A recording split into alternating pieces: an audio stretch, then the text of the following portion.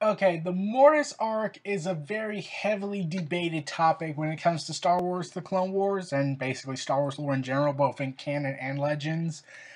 And the story is honestly one of my favorite parts of the Star Wars canon and legends, and my favorite three episodes in the Clone Wars series. There's a bunch of good episodes I liked, but and okay, for like philosophically, those three were the best episodes, and emotionally, it probably would have to be when Ahsoka was on the run. Oh dear God, my childhood was shattered by the end. Anyways, um, it starts off with the storyline how Anakin, Ahsoka, and Obi-Wan are basically taken by a gigantic crystal-shaped structure after initially receiving a distress transmission that uses a 2,000 year overly long outdated Jedi distress code. And eventually they get to meet the father, daughter, and mother. Not the mother. The father, daughter, and son. And it would lead to this huge enlightened journey for all our characters. But there's just been some problems with the episodes. Not like what happened in them, more like how it impacted everything else, as in nothing was shown. Like, we never hear about it again. We never talk about it ever again. They try never to talk about it again. Like, they don't want to talk about it. Like, I get why they probably don't want to talk about it because Ahsoka died and was resurrected and she doesn't remember any of her time as a Dark Jedi, pretty much. But it was interesting. There's a lot of philosophical and metaphorical stuff going on in here, and we also get a glimpse of Darth Vader to an extent when Anakin joins the Sun. I thought that was actually kind of awesome, and I did love how. Okay, now there was always speculation about regarding the daughter when she sacrificed her life to save Ahsoka. Like, this was never explained in the Legends lore, so I gotta give the Disney canon credit that they might explore this. That Ahsoka might be the daughter reincarnated. This is just a theory, where Ahsoka's energy has become entwined with the light side of the daughter because, well, the tale is that the daughter and the father and son were in this eternal conflict, pretty much. The daughter and the son fighting, and the father having to restrain both of them, pretty much. And this led to the father having to deal with his daughter basking in the light, and the son being consumed by the dark side. And like I said in a previous video, originally the Darth Bane and Darth Revan were supposed to show up in the storyline and be the reasons why the son fell to the dark side. But George Lucas says, oh, a Sith can't become a Force ghost. They can't do that. Which is contradictory to a lot of things that I said in a previous video. In the previous video about the cutscene the cut idea that they were going with.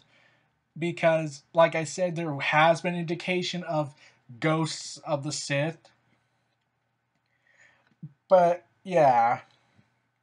Anyways, we also see the return of Qui-Gon Jinn, voiced by Liam Neeson. Hollywood, they managed to get Qui-Gon Jinn back for this role. So, like, we also see Anakin's mother disguised as the son, I believe. By an apparition, and his pain Anakin tells her about his past failures and the guilt which is built up in him. The apparition tells him that Anakin is torn because he has defined his own guilt over the massacre of the Sandpeople and his secret marriage to Padme. And when he confronts her, she briefly assumes a monster's appearance before disappearing. So, Obi-Wan experienced a vision of Qui-Gon Jinn, Anakin experienced a vision of his mother, and Ahsoka receives a vision from her future self, who warns herself to remove herself from Anakin to test his tendency towards the dark side will eventually corrupt her as well. So, yeah.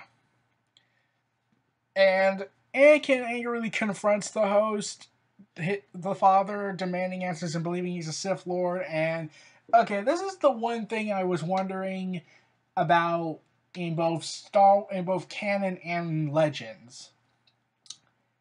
Okay, there seems to be a form of discrimination.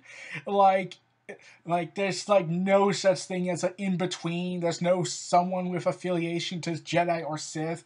Like in Twilight of the Apprentice, where Ezra meets Maul, Maul doesn't say he's a Jedi, and he says he's a Force wielder, even though he could have just said he was a Sith. And Ezra just instantly accused Maul of being a Sith. And while that is technically true, at the same time, I'm thinking he's not really a Sith. He's more like working on his own agenda, since he's not part of the Rule of Two system anymore, and he was ripped apart and tortured and basically cast aside after Sidious had no more use for him. Which begs the question, why didn't Sidious kill him? But, like, when... Okay, Ezra just instantly accuses Maul as a Sith Lord when Maul says that he's a Force wielder, and that made me think, you do know that there is such a thing as a Force wielder that's not on any side, right? There's no two sides to every... I know there's the whole two sides to every coin, but yeah, there is a third side, which basically means I'm on nobody's side.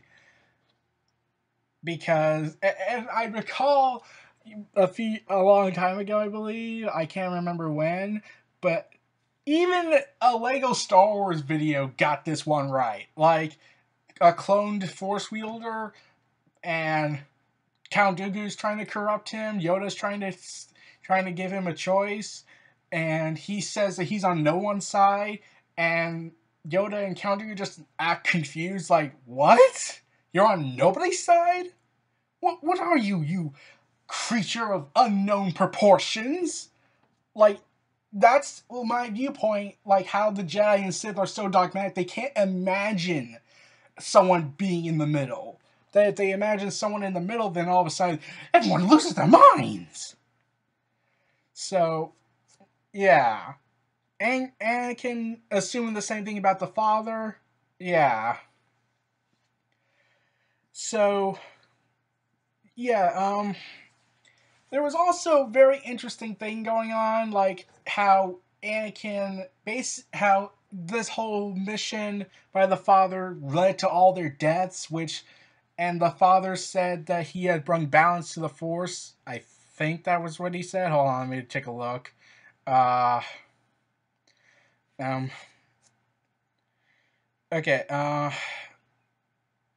Okay, I'm trying to see the article here.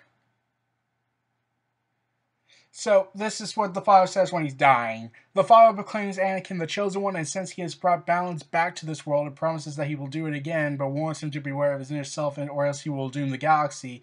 With that, the father's body vanishes. Okay, so basically, even though the father wanted Anakin to basically stay and control both his children, since the father was getting weaker as time went on, he brought balance to this world by killing all of them?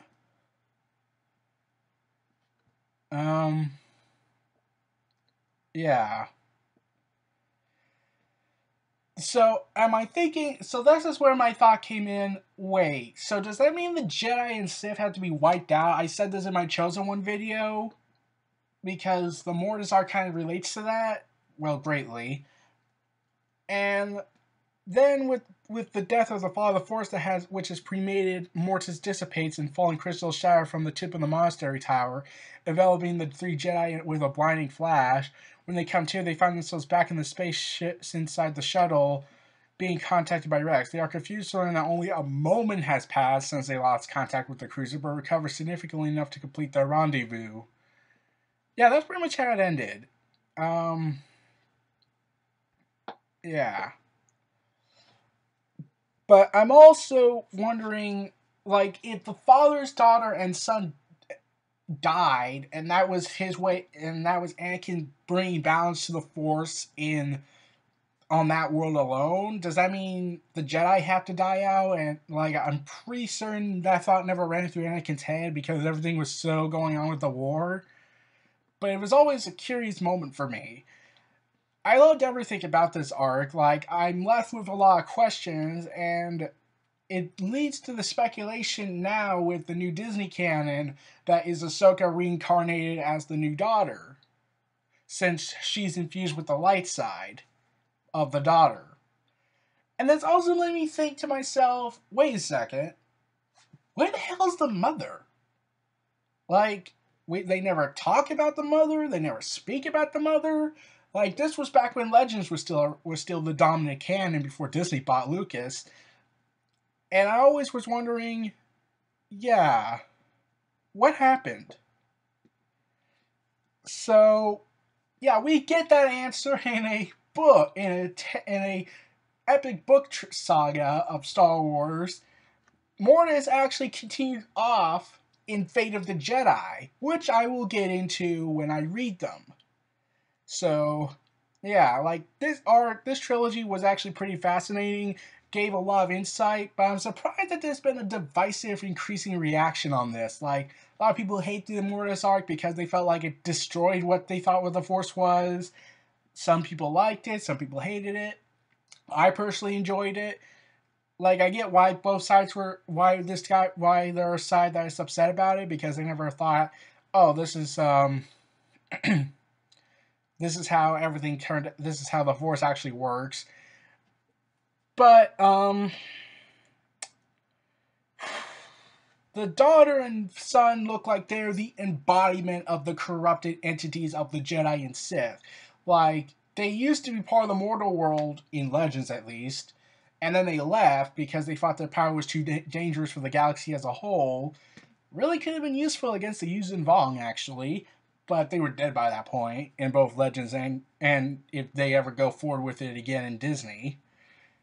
So, yeah, I'm also wondering to myself, are they supposed to represent dogmatic view of Jedi and Sith, and therefore, because of the outside world, it's corrupted them, both the light and the dark, by some darker force that's more powerful than the dark side? That would explain some things to me. And especially with The Last Jedi coming out soon, where Luke says it's time for the Jedi to end, the Sith are pretty much gone. Like, Snoke and Kylo Ren aren't really Sith. They say they're dark side wielders, but they're not truly Sith yet. They want to be Sith, but they're not. So, we'll have to wait and see on that part. But, like I said, Mortis arc was pretty much a good trilogy for me. It would have been great if they were movies, but I loved it that we actually got the story. And it also gave us a deeper insight into the Force and all the philosophical aspects and all the interesting theories you could come up with this.